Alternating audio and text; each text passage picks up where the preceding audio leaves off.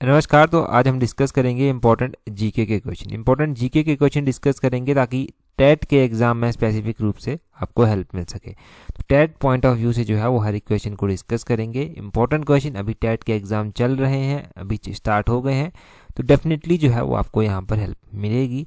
Question number 121 से हम start करेंगे। क्वेश्चन नंबर 121 में क्या बोलते हैं how long is a day at the equator. तो बोलते हैं इक्वेटर में जो दिन होता है वो कितना बड़ा लंबा होता है, कितनी अवधि जो है वो दिन की होती है। इक्वेटर पे जो है वो दिन 12 आवर्स का होता है। ऑप्शन बी जो है वो सही आंसर हो जाएगा 121 का। अगर थोड़ा सा मैं बेसिक आपको बताऊं तो ये मान लो हमारी अर्थ है, ये नॉर्थ और साउथ पोल हो गए, थोड़े से टिल्टेड है। और अगर हम बात करते हैं इक्वेटर की, तो इक्वेटर ये है, इक्वेटर सबसे बीच में जो है वो इक्वेटर है। ट्रॉपिक ऑफ कैंसर इससे ऊपर आता है, ट्रॉपिक ऑफ कैप्रिकॉर्न इससे नीचे आता है। अगर आपसे कुछ और एग्जामिनर पूछ सकता है तो क्या पूछ सकता है, एग्जामिनर यही पूछ सकता है यहाँ से कि इक्विनॉक्स किसको कहते हैं। इक्विनॉक्स कहते हैं जब डे और नाइट्स जो हैं वो बराबर होते हैं, तो उसको इक्विनॉक्स कहते हैं। इक्विनॉक्स कब आता है, देखिए इक्विनॉक्स जो है 21 मार्च और 23 सितंबर को जो है ये आता है। इक्विनॉक्स कब आता है, 21 मार्च को आता है, 23 सितंबर को आता है। किस तरह से होता है ये 21 मार्च और 23 सितंबर, ये भी आपने थोड़ा सा ध्यान रखना है। ये जब सूर्य की किरणें डायरेक्टली जो है वो इक्वेटर के ऊपर पड़ती हैं ना, तो इस तरह की सिचुएशन जो है वो तैयार होती है जाके। तो ये आपने ध्यान रखना है, बेसिक सा है, थोड़ा सा ध्यान रखें, कुछ भी पूछ सकते हैं एग्जाम में। आगे बोलते हैं which god goddess is worshipped in Gayatri mantra. तो गायत्री मंत्र जो है, इसमें बोलते हैं गायत्री मंत्र में जो है वो किस भगवान की पूजा जो है वो की जाती है, किसकी उपासना की जाती है। तो इसमें जो है वो सूर्य देव की, ऑप्शन है सूर्य जो है वो सही आंसर है। सन, सूर्य, इनकी उपासना जो है वो यहाँ पर की जाती है गायत्री मंत्र से। क्वेश्चन यहाँ से भी बड़ा ही स्ट्रेट फॉरवर्ड बन जाता है कि गायत्री मंत्र जो है वो ऋग्वेद के कौन से मंडल से जो है वो लिया गया है। तो गायत्री मंत्र जो है वो ऋग्वेद के 3रे मंडल से लिया गया है, 3rd मंडला ऑफ ऋग्वेदा, ये आपने ध्यान रखना है। यहाँ से गायत्री मंत्र लिया गया है। ऋग्वेद में 1028 जो है वो सूक्त आते हैं, ये भी आपने ध्यान रखना है। 1028 इसमें सूक्त आते हैं। अगला क्वेश्चन देखें जी, बोलते हैं किस देश की 3 राजधानियां हैं। किस देश की जो है बोलते हैं 3 राजधानियां। तो ये जो साउथ अफ्रीका है ना, साउथ अफ्रीका की 3 कैपिटल्स आती हैं। ऑप्शन डी सही आंसर हो जाएगा। आप कहेंगे कि ऐसा किस तरह से हो सकता है कि किसी कंट्री की 3 कैपिटल हो। देखो हो सकता है, किस तरह से हो सकता है, 3 कैपिटल किस तरह से, इनको फर्दर डिवाइड किया गया है 3 भागों में। ये 3 भाग कौन कौन से हैं, एक इनकी एग्जीक्यूटिव कैपिटल आती है, जहाँ से काम देखा जाता है, सारा एग्जीक्यूट किए जाते हैं काम, वो जो है एक कैपिटल आती है इनकी। ये कहाँ पर है, ये कैपिटल जो है प्रिटोरिया में है, साउथ अफ्रीका की कैपिटल। एक कैपिटल जो आपने बहुत ही आमतौर पर सुनी है, केप टाउन।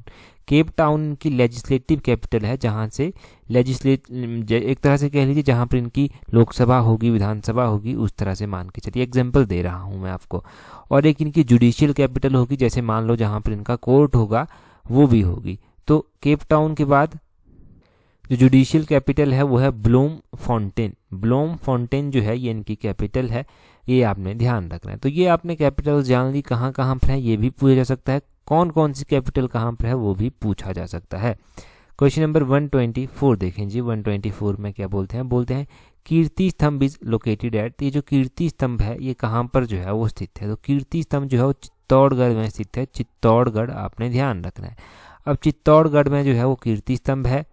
अब एक क्वेश्चन यहाँ से बनता है कि विजय स्तंभ जो है, विजय स्तंभ भी है एक, ये विजय स्तंभ जो है वो कहाँ पर है, किसके द्वारा बनवाया गया था। ये भी चित्तौड़गढ़ में ही स्थित है। और ये विजय स्तंभ जो था वो किसके द्वारा बनवाया गया था, ये राणा कुंभा के द्वारा जो था वो बनवाया गया था। ये क्वेश्चन बहुत बार पूछा गया है एग्जाम में, तो ये आप ज़रूर ध्यान रख लें। एक क्वेश्चन यहाँ से हो गया, इसको नहीं भूलना चाहिए। क्वेश्चन नंबर 125 में देखें, बोलते हैं सोडा वाटर में किस गैस का उपयोग किया जाता है। जो सोडा आप पीते हैं उसमें कौन सी गैस होती है, तो उसमें जो है वो कार्बन डाइऑक्साइड होती है। ऑप्शन बी जो है वो सही आंसर, कार्बन डाइऑक्साइड CO2 जो है वो आपने ध्यान रखना है कि सोडा वाटर में जो है वो CO2 देखने को मिलेगी।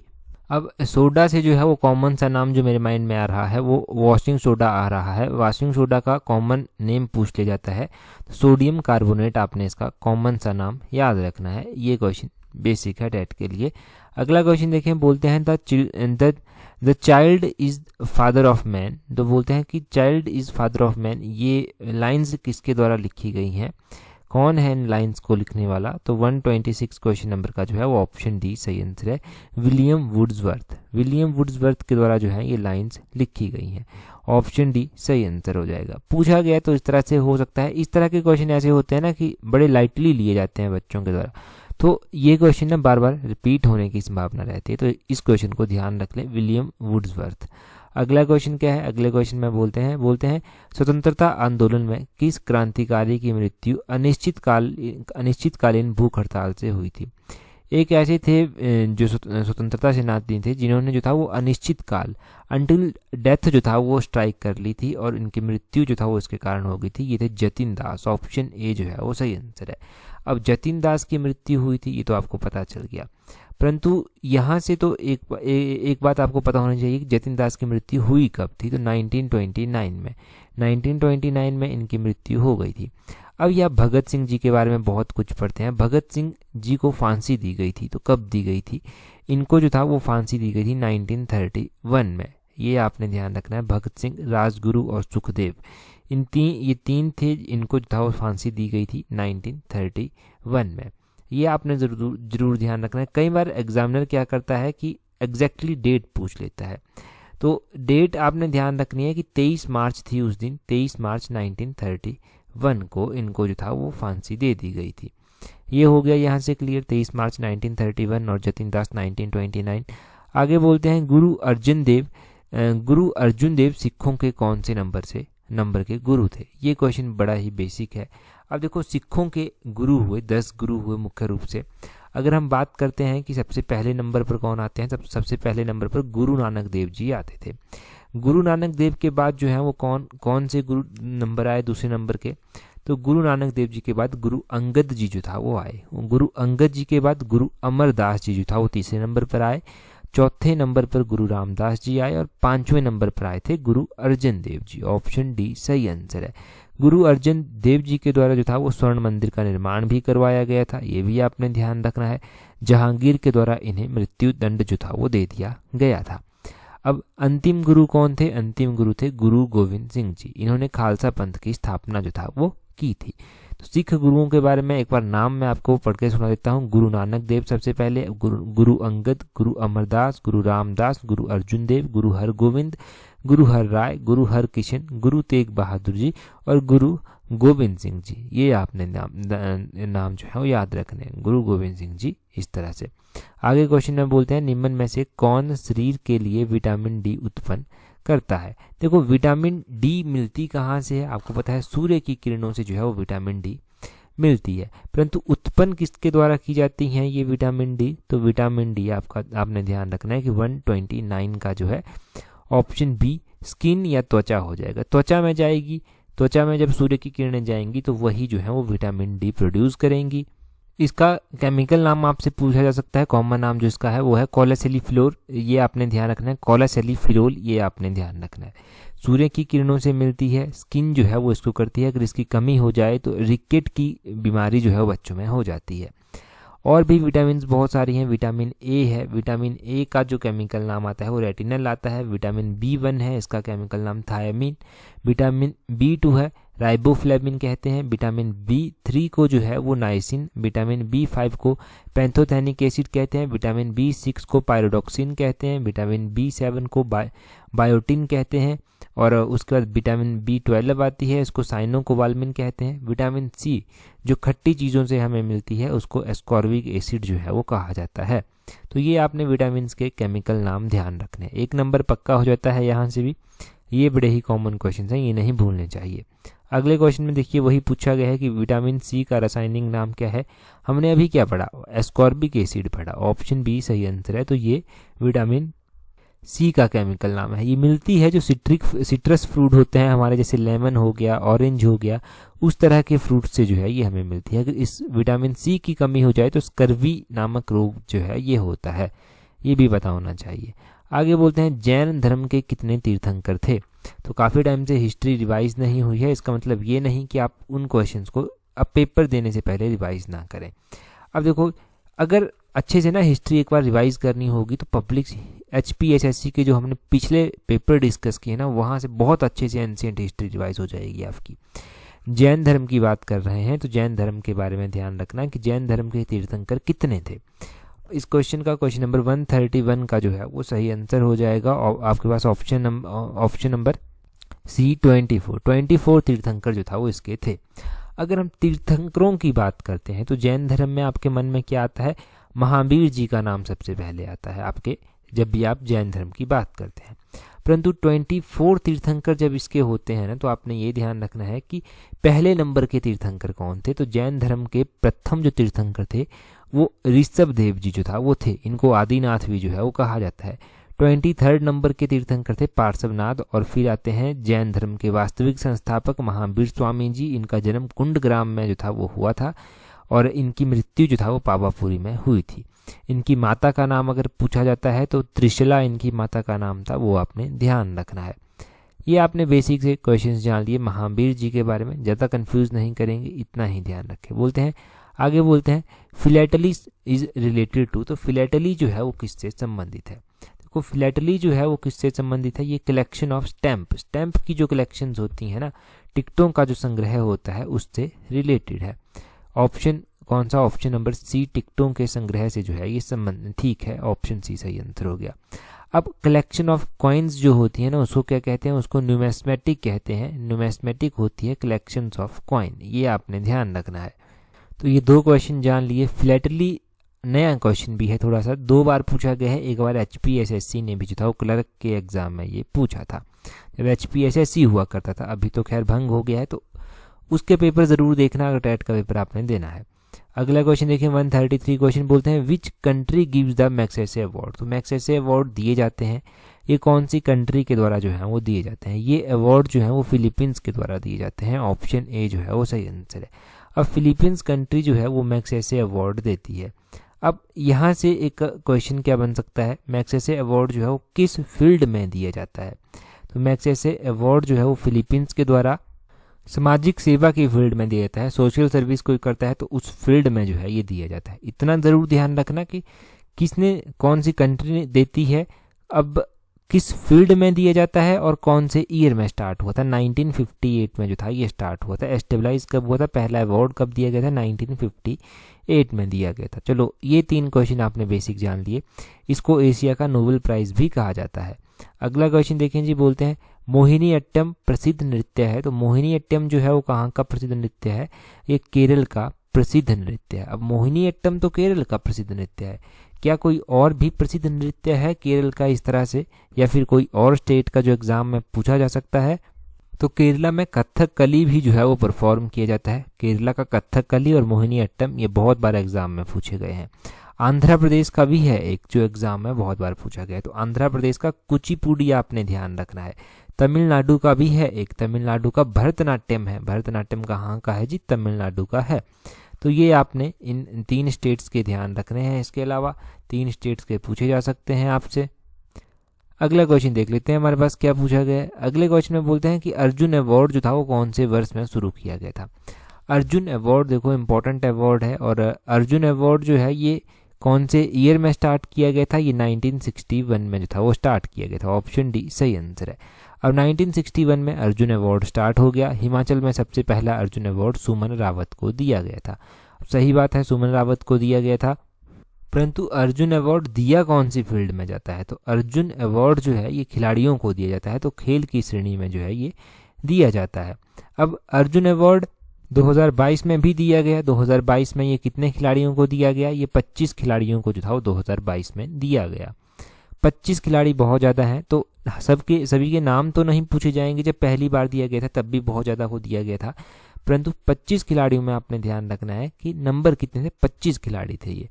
अगले क्वेश्चन में बोलते हैं कि हाल ही में लद्दाख के प्रथम लेफ्टिनेंट गवर्नर नियुक्त किए गए हैं, वो किसको किए हैं? ये क्वेश्चन भी इंपॉर्टेंट है, ये उस टाइम का करंट अफेयर है।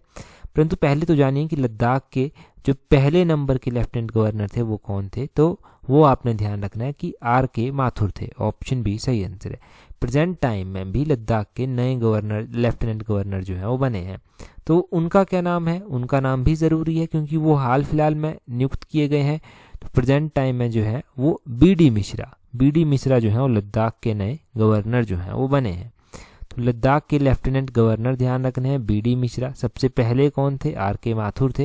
ये दोनों ही पता होना चाहिए। बी डी मिश्रा जो है वो ब्रिगेडियर हैं, इनके नाम के साथ ब्रिगेडियर भी लगता है, तो उसको लेकर कंफ्यूज मत हो जाना क्योंकि ये नाम हमने नहीं पढ़ा है। अगले क्वेश्चन में बोलते हैं रविंद्रनाथ टैगोर ने किस वर्ष साहित्य में नोबेल पुरस्कार जीता था? तो रविंद्रनाथ टैगोर जी जो थे उनको नोबेल पुरस्कार मिला था, गीतांजलि इनका कार्य था। इनको कौन से ईयर में मिला था? 1913 में। ऑप्शन सी जो है वो सही आंसर है। 1913 में जो था वो इन्हें नोबेल पुरस्कार जो था वो मिला था। ये आपने ध्यान रखना है। अब आप क्या ध्यान रख सकते हैं यहाँ से और कि रविंद्रनाथ टैगोर जी का काम कौन सा है? तो रविंद्रनाथ टैगोर जी का कार्य इनमें से जो है वो गीतांजलि हो गया, और इसके अलावा जन गण मन है ना, जन गण मन जो था वो किसके द्वारा कंपोज किया गया था? रविंद्रनाथ टैगोर जी के द्वारा ही जो था वो कंपोज किया गया था इसको, और नेशनल एंथम के रूप में इसको 1950 जनवरी में जो था वो अडॉप्ट किया गया था, 24 जनवरी 1950 को। ये सारा आपको पता होना चाहिए। अगला क्वेश्चन देखते हैं हमारे पास क्या है। 138 नंबर क्वेश्चन। 138 नंबर क्वेश्चन में बोलते हैं कि संस्कृत भाषा इस नाम से भी जानी जाती है। तो संस्कृत भाषा को जो है अन्य किस नाम से जाना जाता है, एक तरह से ये पूछा गया है। तो संस्कृत भाषा को जो है वो देववाणी नाम से भी जो है वो जाना जाता है। ऑप्शन डी जो है वो सही आंसर है। किस नाम से भी जाना जाता है संस्कृत भाषा को? देववाणी। ये आपने जरूर ध्यान रखना। न्यू वन क्वेश्चन लग रहा है तो और भी ज़्यादा संभावना हो जाती है कि इस क्वेश्चन को एग्जाम में जो है वो पूछ लिया जाए। देववाणी जरूर ध्यान रखें। अगले क्वेश्चन में बोलते हैं भाखड़ा बांध किस नदी के ऊपर बना हुआ है? भाखड़ा बांध जो है अपनी सतलुज नदी के ऊपर बना हुआ है। सतलुज नदी हिमाचल में बहने वाली सबसे लंबी नदी है। लियो विलेज है एक जो स्पीति नदी के ऊपर, स्पीति नदी के किनारे जो है वो स्थित है। और आपने क्या ध्यान रखना है साथ में कि स्पीति जो है वो सतलुज की सहायक नदी है। सतलुज नदी जो है वो मानसरोवर नामक झील से जो है वो कहीं निकलती है, रक्सताल झील के समीप मानसरोवर नामक जगह से। और हिमाचल की ओर इसको किसने लाया था? तो हमने पढ़ा था एक मिशन एलाइड की वीडियो में, बाणासुर के द्वारा लाया गया था। सतलुज नदी का वैदिक नाम सतुद्री है। यमुना नदी है यहाँ पर, यमुना का वैदिक नाम कालिंदी है। रावी नदी दी गई है यहाँ पर, रावी नदी का वैदिक नाम जो है वो पुरुषानी है। पुरुषानी जो है वो रावी का वैदिक नाम है। ब्यास का वैदिक नाम अर्जी क्या है? एक नदी बच जाती है चेनाब, उसके साथ भी क्यों भेदभाव किया जाए? चेनाब का वैदिक नाम भी जान लेते हैं। अस्किनी जो है वो चेनाब का वैदिक नाम है। तो ये हमारी नदियां हो गई, इनके नाम क्या क्या है वैदिक नाम वो आपने ध्यान रखना है। अगला क्वेश्चन देखें जी, क्या बोलते हैं 2022 के कॉमनवेल्थ गेम कहाँ पर हुए थे, ये पूछा गया है। तो 2022 के कॉमनवेल्थ गेम जो है वो आपने बिल्कुल आसान है, ध्यान रखने हैं कि कहाँ पर हुए थे। ये जो था वो बर्मिंघम में हुए थे, ये आपको पता चल गया। अभी खेलो इंडिया गेम्स हुई हैं, तो खेलो इंडिया गेम्स जो है वो कहाँ पर हुई हैं, ये करंट अफेयर में क्वेश्चन बन सकता है। खेलो इंडिया गेम्स जो 2022 की हैं वो मध्य प्रदेश के द्वारा जो है वो होस्ट की गई हैं। तो खेलो इंडिया ज़रूर आपसे पूछा जा सकता है। G20 की प्रेसिडेंटशिप जो है वो इंडिया के पास है, ये क्वेश्चन भी डेफिनेटली बनेगा टेट में। तो G20 हो गया, खेलो इंडिया हो गया, मध्य प्रदेश जो है वो होस्ट कर रहा, मध्य प्रदेश ने 2022 में होस्ट की खेलो इंडिया की जो गेम्स थी, 5वां एडिशन था खेलो इंडिया का, ये आपने ध्यान रखना है। आगे बोलते हैं कौन सा दर्रा वैली ऑफ शैडोज के नाम से प्रसिद्ध है। तो वैली ऑफ शैडो के नाम से जो है वो इनमें से किस दर्रे को जाना जाता है? ये पिन पार्वती दर्रा है। पिन पार्वती दर्रा जो है वो इम्पोर्टेंट दर्रा है, इसको वैली ऑफ शैडो भी जो है वो कहा जाता है। ये आप यहाँ से ध्यान रख सकते हैं। और आप दर्रों के बारे में क्या क्या ध्यान रखेंगे वो भी पता होना चाहिए आपको कि रोहतांग दर्रा कुल्लू को लाहौल से जोड़ता है। कुंजुम दर्रा जो है वो लाहौल को स्पीति से जो है वो जोड़ता है, ये लाहौल स्पीति में ये स्थित है, ये आपने ध्यान रखना है। और कौन सा दर्रा एग्जाम में पूछा जा सकता है? तो धुलची दर्रा एग्जाम में पूछा जा सकता है। ये मंडी को जो है वो किससे जोड़ता है? मंडी को जो है वो कुल्लू के साथ जो है वो जोड़ता है। तो ये साच दर्रा हो गया, साच दर्रा भी इसी तरह चंबा को पांगी से जोड़ता है। पादरी दर्रा चंबा को जम्मू से जोड़ता है। ये दर्रे आपने ध्यान रखना है जो मैंने अभी बताए। पादरी दर्रा चंबा को जम्मू से, साच दर्रा चंबा को पांगी से जोड़ता है, और इसके अलावा जो है वो रोहतांग दर्रा कुल्लू को लाहौल स्पीति से जोड़ता है, और कुंजुम दर्रा जो है वो लाहौल स्पीति में स्थित है, लाहौल को या स्पीति से जोड़ता है, और दुलची दर्रा मंडी को कुल्लू से जो है वो जोड़ता है। ये सारे क्वेश्चन आपने ध्यान रख लिए। अगले क्वेश्चन में क्या बोलते हैं? बोलते हैं चीनी यात्री हेन सांग ने चंद्रताल झील को अन्य किस नाम से पुकारा था। ये जो चंद्रताल झील है ये कहाँ पर स्थित है? लाहौल स्पीति में स्थित है। चंद्रताल और सूरजताल 2 झीलें हैं। ये लाहौल स्पीति में स्थित हैं और लोहित्य सरोवर कहकर जो था वो इसे पुकारा गया था। ऑप्शन ए जो है वो सही आंसर है। ये लोहित्य सरोवर लिखकर जो है वो इसे मेंशन किया गया है, ये आपने ध्यान रखना है।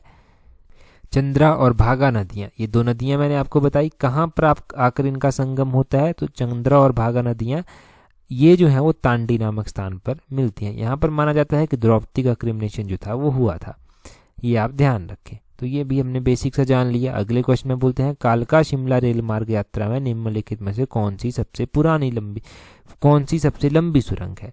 सबसे लंबी सुरंग जो कालका शिमला ट्रैक आता है उसमें जो है बड़ोग टनल आती है। ऑप्शन ए जो है वो सही आंसर है। देखो कालका शिमला रेलवे ट्रैक के बारे में कोई भी क्वेश्चन पूछा जाता है तो वो आपका गलत नहीं होना चाहिए। हमने बहुत बार रिवाइज किया है कालका शिमला रेलवे ट्रैक। कालका शिमला रेलवे ट्रैक जो था वो 1903 में लॉर्ड कर्जन के द्वारा इनॉग्रेट किया गया था। टोटल नंबर ऑफ यहाँ पर ओरिजिनली जो टनल्स हैं वो 103 है। माना जाता है कि एक टनल बीच में कहीं पर टूट गई होगी तो 102 रह गई हैं। यूनेस्को ने इसे अपनी वर्ल्ड हेरिटेज लिस्ट में भी शामिल किया। यूनेस्को ने इसे 2008 में ही अपनी लिस्ट में शामिल कर दिया था। और आपने ध्यान रखना है कि बड़ोग टनल जो है वो यहाँ पर सबसे लंबी है और ये कितने मीटर लंबी है, ये 1143 मीटर लंबी जो है वो टनल है। ये सबसे लंबी टनल यहाँ पर आती है, ये आप ध्यान रखें। अगला क्वेश्चन देखते हैं हमारे पास लेडी ऑफ केलोंग क्या है। मैंने बहुत बार बताया है कि लाहौल स्पीति का हेडक्वार्टर है केलोंग और केलोंग से एक ग्लेशियर दिखाई देता है जो एक लेडी की शेप बनाए हुए हैं। लेडी ने पीछे कुछ उठा कर रखा है इस तरह से लगता है, तो वो ग्लेशियर हुआ। अब फेमस ग्लेशियर, एक प्रसिद्ध ग्लेशियर है लेडी ऑफ केलोंग। लाहौल स्पीति का हेडक्वार्टर कहाँ पर स्थित है, केलोंग में स्थित है। लाहौल स्पीति में ही जो है जो हाईएस्ट पुलिंग बूथ है तशीगंग, वो भी जो है वो स्थित है। तशीगंग अभी जब विधानसभा के इलेक्शन हुए थे तो तशीगंग पुलिंग बूथ जो है वो इंपॉर्टेंट आ गया। अगला क्वेश्चन देखिए, बोलते हैं किस देश को हजारों झीलों का समूह कहा जाता है, लैंड ऑफ 1000 लेक्स कहा जाता है। लैंड ऑफ 1000 लेक के नाम से जो है वो फिनलैंड कंट्री को जाना जाता है। ऑप्शन बी जो है वो सही आंसर है। फिनलैंड कंट्री को जो है वो लैंड ऑफ 1000 लेक्स भी कहा जाता है। तो फिनलैंड आप ध्यान रखें, लैंड ऑफ 1000 लेक्स इसको बोला गया। और अगला क्वेश्चन देखें, बोलते हैं किस देश के साथ संघ जो है वो भारत सबसे लंबी सीमा जो है वो साझा करता है। भारत की सबसे लंबी सीमा जो है वो लगती है किसके साथ, बांग्लादेश के साथ। ऑप्शन डी सही आंसर है। बांग्लादेश के साथ भारत सबसे लंबी सीमा तो साझा करता है, परंतु कितना किलोमीटर करता है, तो बांग्लादेश के साथ इंडिया 4096 किलोमीटर जो है वो बाउंड्री शेयर करता है। बांग्लादेश के साथ चाइना के साथ इंडिया जो है वो 3488 किलोमीटर बाउंड्री शेयर जो है वो करता है। ये चाइना के साथ करता है 3488 किलोमीटर, ये चाइना के साथ करता है। पाकिस्तान के साथ कितनी करता है, पाकिस्तान के साथ 3328 किलोमीटर जो है वो शेयर करता है, ये भी आपने ध्यान रखना है। और सबसे कम अफगानिस्तान के साथ 106 जो है वो शेयर की जाती है। भूटान के साथ जो है वो 699 जो है वो की जाती है। ये क्वेश्चन भी पूछ सकते हैं कि इंडिया कितनी कंट्रीज के साथ बाउंड्री शेयर करता है, तो 7 कंट्रीज आपने ध्यान रखनी है। कौन कौन सी, बांग्लादेश, चाइना, पाकिस्तान, नेपाल, म्यांमार, भूटान और अफगानिस्तान, ये आपने ध्यान रखनी है। अब जी क्वेश्चन पूछने वाला क्या पूछेगा, क्वेश्चन पूछने वाला पूछेगा कि बांग्लादेश के साथ इंडिया के कौन कौन से स्टेट बाउंड्री शेयर करते हैं। तो बांग्लादेश के साथ जो है एक असम बाउंड्री शेयर करता है, मेघालय करता है, त्रिपुरा करता है, मिजोरम करता है, वेस्ट बंगाल करता है, ये आपने ध्यान रखना है। 5 स्टेट कौन कौन से, फिर से रिपीट करता हूँ, वेस्ट बंगाल हो गया, मिजोरम हो गया, त्रिपुरा हो गया, असम हो गया, मेघालय हो गया, ये 5 स्टेट जो है वो बाउंड्री शेयर करते हैं। अब देखो सीमा कहीं जगह पर 4096 बताई गई है, कहीं पर जो है वो 4156 भी बताई गई है। ये 4156 किलोमीटर भी कहीं जगह जो है वो बताई गई है, ये आपने ध्यान रखना है कि 2 अलग अलग डाटे हैं। विकीपीडिया पर जो है वो 4096 किलोमीटर ही दिया गया है, तो मुझे लगता है इसी के ऊपर विश्वास करना चाहिए, यही ज़्यादा रेलिवेंट होगी। अगला क्वेश्चन देखें, अगले क्वेश्चन में क्या बोलते हैं, निम्नलिखित में से बोलते हैं कि जो राष्ट्र सुरक्षा परिषद है, यूनाइटेड नेशन सिक्योरिटी काउंसिल है, उनका स्थायी सदस्य नहीं है। देखो यूनाइटेड नेशन सिक्योरिटी काउंसिल का भारत जो है वो स्थायी सदस्य जो है वो नहीं है। 148 का जो है वो ऑप्शन बी सही आंसर हो जाएगा। भारत हमेशा मांग करता रहा है कि उसे स्थायी सदस्यता जो है वो यहाँ पर मिलनी चाहिए, परंतु अभी तक जो है वो इसको परमानेंट मेंबर जो है वो नहीं बनाया गया है यूनाइटेड नेशन सिक्योरिटी काउंसिल में। अब यूनाइटेड नेशन सिक्योरिटी काउंसिल की अगर हम बात करते हैं ना, तो यूनाइटेड नेशन सिक्योरिटी काउंसिल के परमानेंट मेंबर कौन कौन से हैं, तो परमानेंट मेंबर इसके 5 हैं, ये 5 परमानेंट मेंबर जो है वो कौन कौन से हैं, तो इनमें आपने ध्यान रखना है कि एक रूस आता है, रशिया यहाँ पर आता है, एक दूसरे नंबर पर चाइना यहाँ पर आता है, तीसरे नंबर पर जो है फ्रांस भी यहाँ पर आता है, और चौथे नंबर पर जो है यहाँ पर यूके आता है, और 5वें नंबर पर यहाँ पर यूएसए आता है। ये आपने 5 कंट्री जो है वो ध्यान रखनी है। कौन कौन सी? चाइना, फ्रांस, रसिया, यूनाइटेड किंगडम और यूनाइटेड स्टेट, ये आपने ध्यान रखने हैं जी। 5 मेंबर होते हैं इसके परमानेंट, ये परमानेंट मेंबर आपको पता होने चाहिए, ये नहीं भूलने चाहिए। अब देखो जी, अगर टेलीग्राम पर आपने ज्वाइन नहीं किया है तो वहाँ पर ज्वाइन कर लेना। वहाँ पर आपको इंपॉर्टेंट पीडीएफ्स, नोटिफिकेशन, हर एक चीज़ मिल जाती है जो एग्जाम में आपकी हेल्प करेगी। टेलीग्राम पर ज्वाइन करने के लिए अपना टेलीग्राम ओपन करना, वहाँ से सर्च करना @tolexam31, आपको हमारा टेलीग्राम चैनल मिल जाएगा। यहाँ पर ज़रूर ज्वाइन कर लें। इंपॉर्टेंट क्वेश्चन हम और भी टैट के लिए भी डिस्कस करेंगे, क्योंकि आगे भी टैट के एग्जाम आएंगे। तो इस वीडियो में इतना ही काफ़ी है। That's all for today. Thank you very much for watching and listening it very patiently.